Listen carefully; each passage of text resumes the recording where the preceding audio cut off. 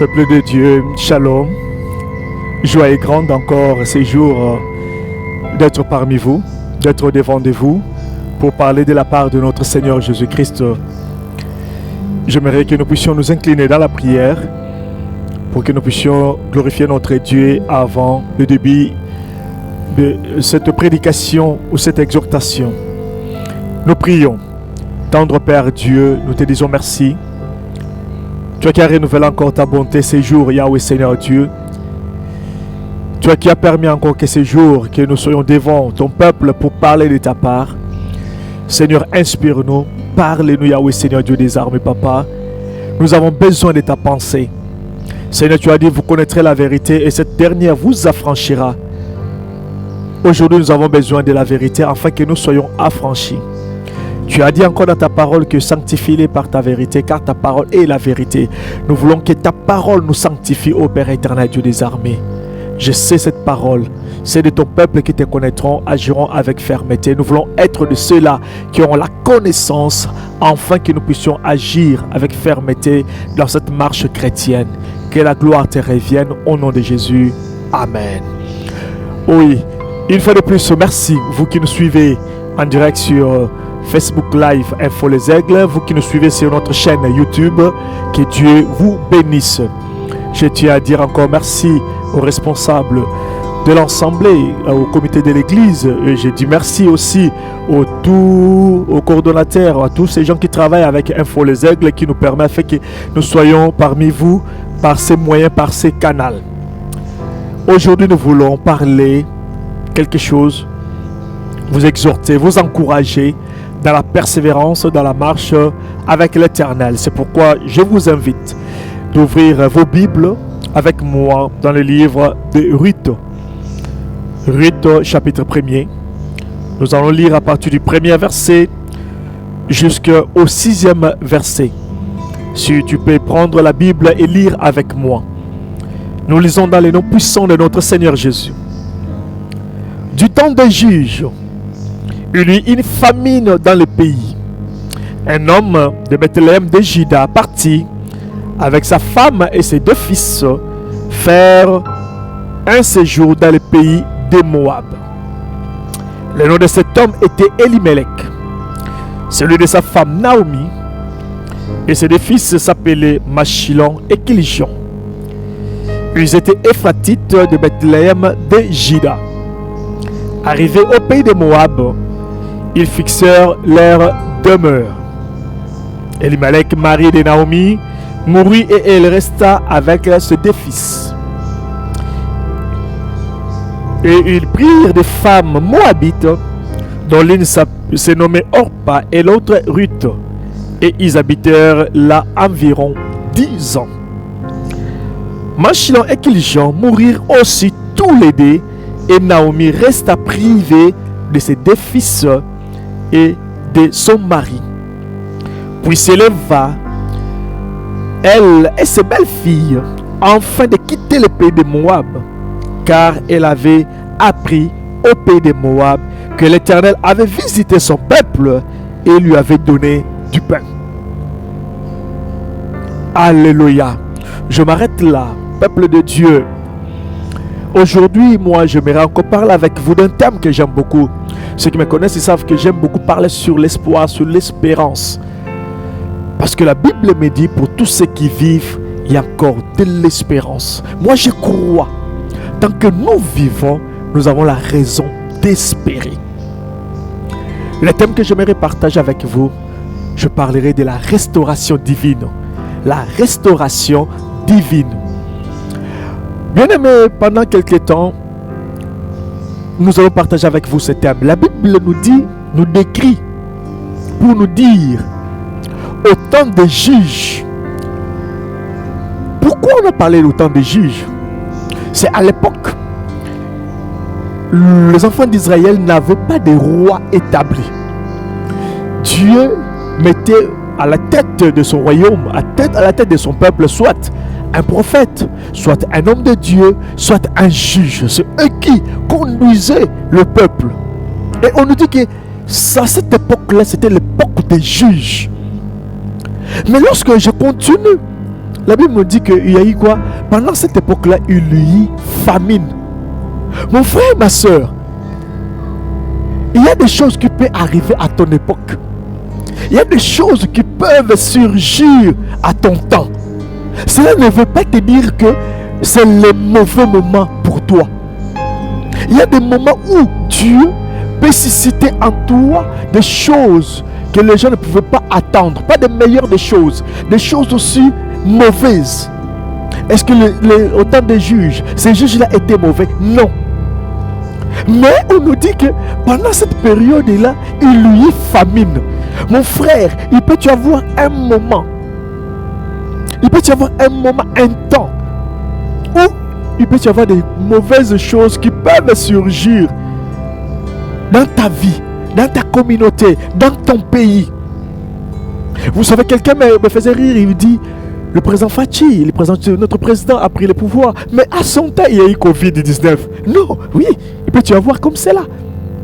À ton temps, il peut y avoir des choses qui peuvent surgir. Mais lorsque les choses mauvaises surgissent pendant ton temps, ça ne veut pas dire qu'il y a absence de l'éternel. Ça ne veut pas dire que tu es un mauvais instrument de Dieu. Ça ne veut pas dire que c'est à cause de toi que ces choses-là sont arrivées. Non. Il y a eu famine. Il y a eu famine où ça? Il y a eu famine à Bethléem. Bethléem qui signifiait quoi? La maison de paix, la maison de pain, la maison où il y avait à manger, la maison où, parce que le pain symbolisé pour les enfants d'Israël, c'était la nourriture suprême, c'était la nourriture de base, c'était ce que les enfants d'Israël, c'est-à-dire on peut tout manquer, mais pas le pain. Mais il s'est fait quoi? On nous dit que la maison de pain, la maison qui pouvait produire de pain, il n'y en avait plus, il n'y avait plus de pain. Mon frère, ma soeur, il peut y avoir à un moment, toi qui as la promesse de Dieu, toi qui es sur les hauteurs, mais tu peux tomber, tu peux manquer. Ça ne veut pas dire que l'Éternel t'a abandonné, non.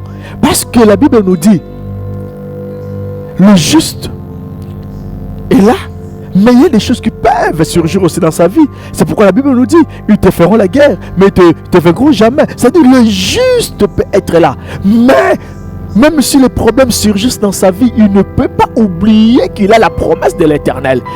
Il ne peut pas oublier cela. Le pain manqué dans la maison. À Bethléem, il y a eu famine.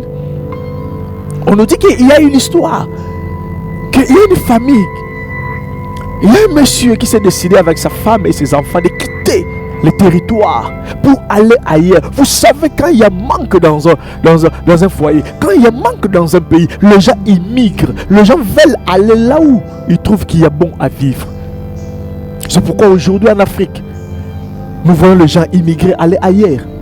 Nous voyons les gens comment sortir. Ils cherchent, nous prions même pour avoir des visas, pour aller ailleurs. C'est fait normal parce que nous avons besoin de survivre. C'est pourquoi cet homme, Elimelech, on le décrit avec sa femme, Naomi, ils vont prendre la décision. Ils vont prendre leurs enfants, les deux fils, Kilijon et Machilon. Ils vont partir. Ils vont décider de partir. Mais moi, je vais te dire une chose. Avant de prendre toute décision dans ta vie, il faut consulter toujours l'Éternel. Il faut savoir pourquoi Dieu a permis que la situation m'arrive. Est-ce qu'il est ce Dieu, même Dieu, permet à ce que je puisse immigrer? Il permet à ce que je fasse ou bien que je puisse entreprendre quoi que ce soit? Il faut toujours poser la question à Dieu. Il y a des gens qui sont sortis, qui sont partis. Ce n'était pas la volonté de l'Éternel, c'était leur propre volonté. Oh, c'est la volonté de Dieu qui doit être suprême. C'est la volonté de Dieu qui doit dominer dans notre vie. Ils ont laissé le territoire là où il y avait le pain, là où il y avait le bonheur, là où Dieu avait parlé. Ils ont dit non, ici nous trouvons qu'il y a l'absence de l'Éternel. Nous devons aller.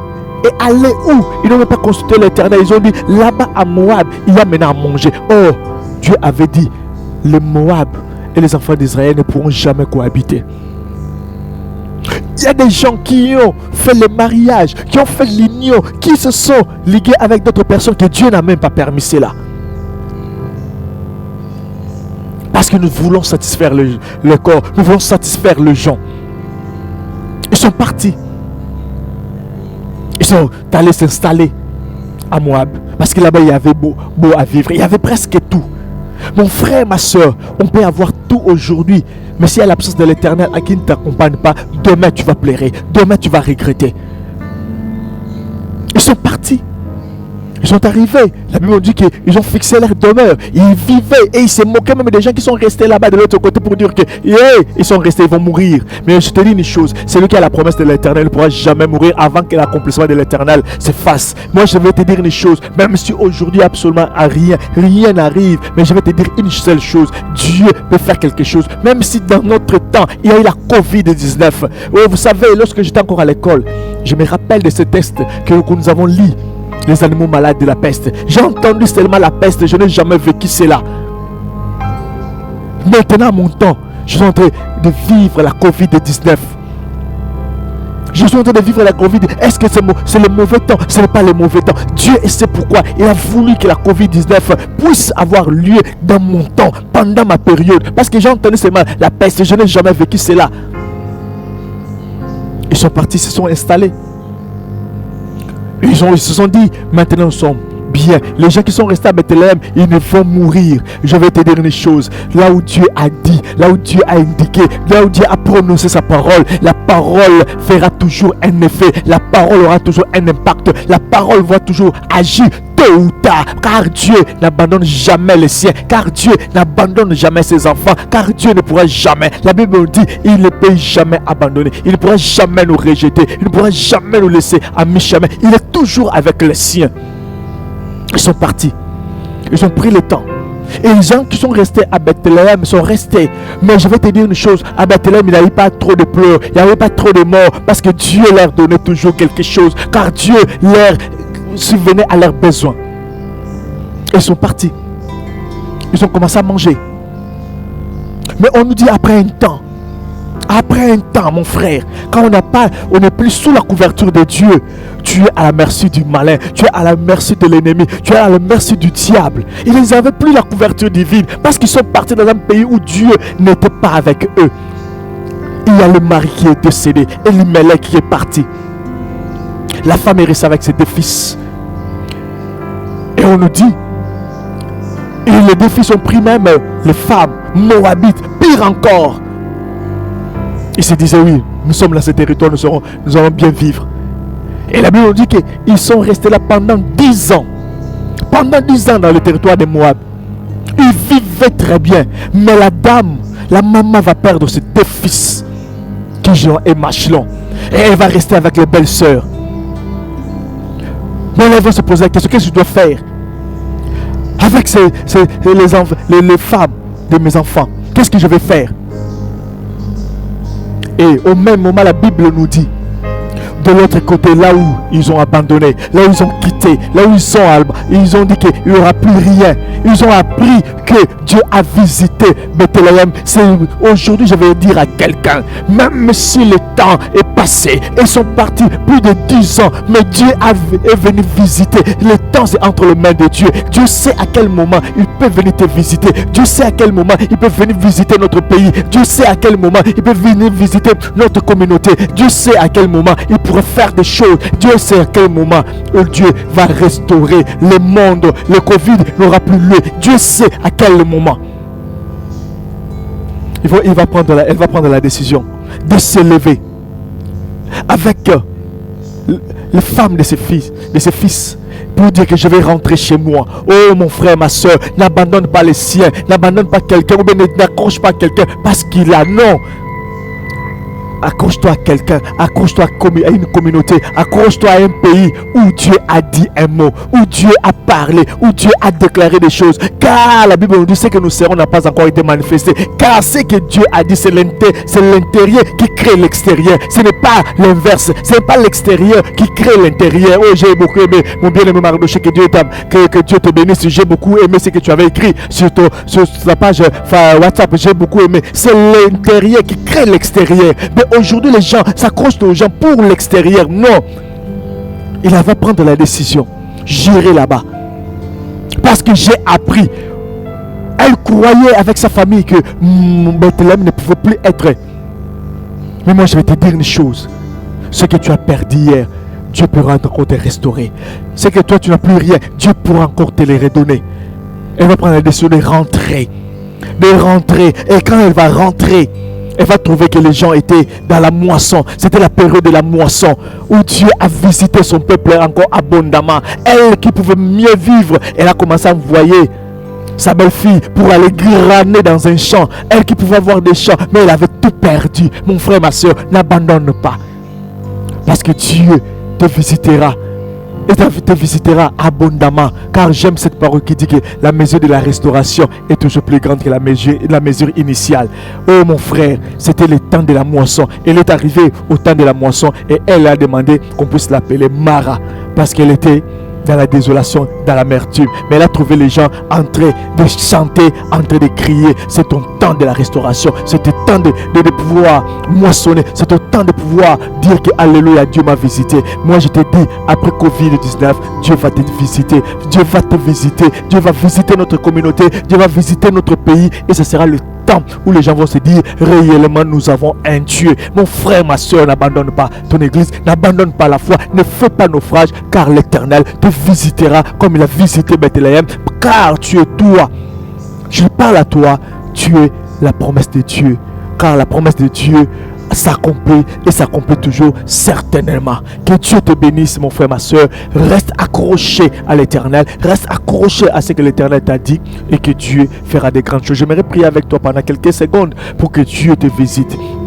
Oh Seigneur Dieu, je prie pour mon frère, je prie pour ma soeur qui peut-être va se dire qu'il traverse le moment, le temps de juge où il y a des choses horribles dans sa vie, mais je sais une chose, Père éternel, chaque chose a son temps. Et maintenant je prie pour que le temps de la restauration, le temps de la moisson, le temps de la visitation entre dans sa vie, ô Père éternel. Dieu visite notre communauté, Dieu visite ce pays, Père éternel, afin que nous puissions dire Congo, Congo, Congo debout, Yahweh Seigneur Dieu des armées, Papa. Que la gloire ne revienne qu'à toi, Seigneur, au nom puissant de notre Seigneur Jésus-Christ, que nous avons ainsi prié et nous disons Amen. Amen. Acclame le Seigneur là où tu es, acclame le Seigneur là où tu es, que Dieu te bénisse. Reste accroché dans notre chaîne YouTube, Les Aigles du Christ, dans notre chaîne Facebook Live, Info Les Aigles. Que Dieu te bénisse. À la prochaine. Merci. Ouf.